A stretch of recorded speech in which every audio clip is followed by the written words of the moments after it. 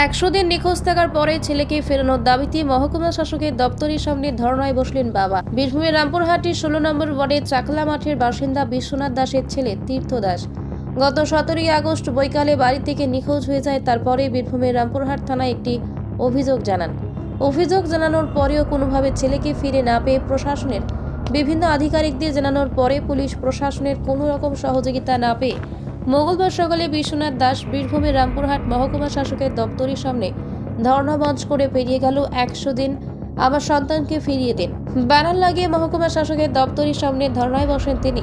বিশ্বনাথ দাস জানান, আগামী দিনে তিনি বীরভূম জেলার উচ্চপদস্থ আধিকারিকদের কাছে অভিযোগ জানাবেন এবং ছেলেকে ফিরে না পেলে নবান্ন থেকে মুখ্যমন্ত্রীর কাছে অভিযোগ জানাবেন।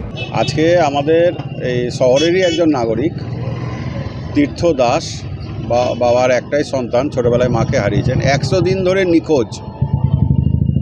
তা ওর এই শোকাতুর বাবা একটা আকুতি নিয়ে বসেছে প্রশাসনের দরজার সামনে, মহকুমা প্রশাসনিক প্রধানের সামনে, যে আমরা দরজায় দরজায় অনেকবার ঘুরলাম, প্রশাসনের দরজায় এসপি, এএসপি, এসডিপিও, আইসি, কিন্তু নিষ্ফলা বৈঠক।